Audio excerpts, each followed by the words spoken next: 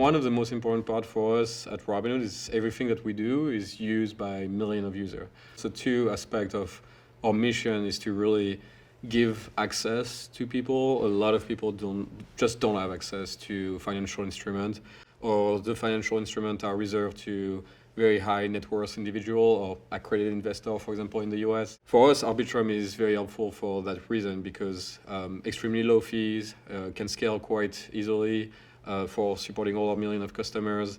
And we can build everything that we are envisioning for the next 10 years on the Arbitrum chain, which really brings us to tokenization and this effort that we've been doing about giving more access to customers.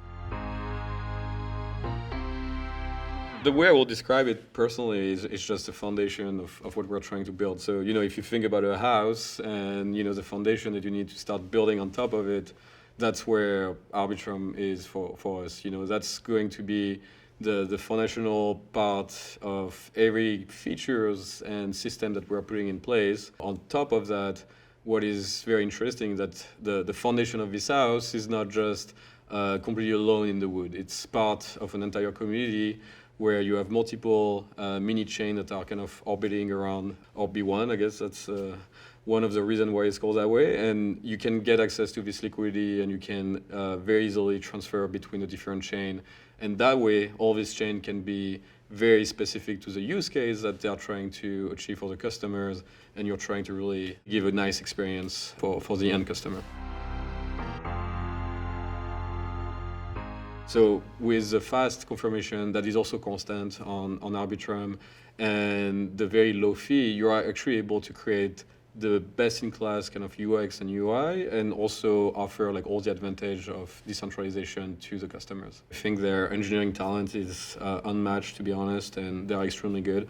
What we wanted to make sure that we could have all the compliance tool embedded in the chain and that not everything can be done at the central layer. Like we want to make sure that the people we on-ramp into the chain will still have the security and they will still be able to use all the systems that we have in place on the chain. So for us, it was important to put it at the chain layer. But I think we are just at the very beginning of what tokenized asset is going to do for the future. And even if some others are trying to do the same thing as Robinhood, there is still a lot that is to be unlocked. For example, being able to lend or borrow against tokenized asset is at the very beginning. It's still extremely difficult to get access to all the type of assets, private equity, real estate, all these kind of things. So we're at the very beginning, and so we wanted to make sure that the solution that we are picking could scale with us. And that's where I think we are going to be able to do that with Arbitrum, where the current chain that we are launching is just for stock tokens. But slowly we'll be able to add more and more features to match the products that we're going to launch at the same time. So we started at 200 in June, and now we are at 2,000, which was a pretty aggressive goal that we initially put, and that shows how Arbitrum is actually allowing us to scale that quickly. And the engine that we built to tokenized assets is actually able to scale quite fast. We wanted to have an L2 on top of Ethereum. What got us excited with Arbitrum was a few things. One is stylus. So it's this idea that you can code with multiple type of language. You're not necessarily locked in one. And so, for example, a lot of people are excited about Rust lately, or they want to bring a library from C++ or something like this. They are able to do it on Arbitrum. The second aspect that we really like about their technology is the way that prioritizing transaction is not predatory. And we think it's extremely important. If we want a fair financial system tomorrow, we need to have this type of tools embedded within the chain. And finally, what we think is really good for us is that we were able to start developing using the Arbitrum chain. And so, for example, the 2,000 stock tokens that we have, they are on the Arbitrum chain. And at the same time, we're able to develop our chain that is going to be using the Arbitrum stack. And the day that it's live and ready to use, we're able to transfer these assets to our chain.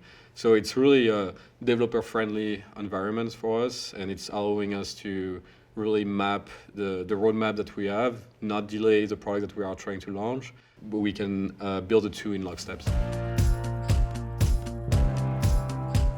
First of all, we wanted to build on top of Ethereum. We spent a lot of time thinking about it, and we think that building the security that you get from Ethereum by default and the decentralization that you get by default will just take an army of people and a lot of resources. And so by building on top of Ethereum, we get that for free in a way. And we are by default decentralized and by default extremely secure. The second aspect that we were excited about, really starting to build on top of what the Arbitrum team has been building for many years. And so, like I mentioned earlier, their engineering team is excellent. But what is great is that we can still customize it the way we want. And so, for example, some of the products that we're trying to do are fairly complex financial instruments that are completely global. And so you are going to have regulation in the US that are different from the EU, from Singapore and other places. And so we can embed all these compliance requirements within the chain. That way anyone that is using our chain can also use them. And that, I think, is a pretty critical aspect of being able to own your mini chain versus trying to build something from scratch.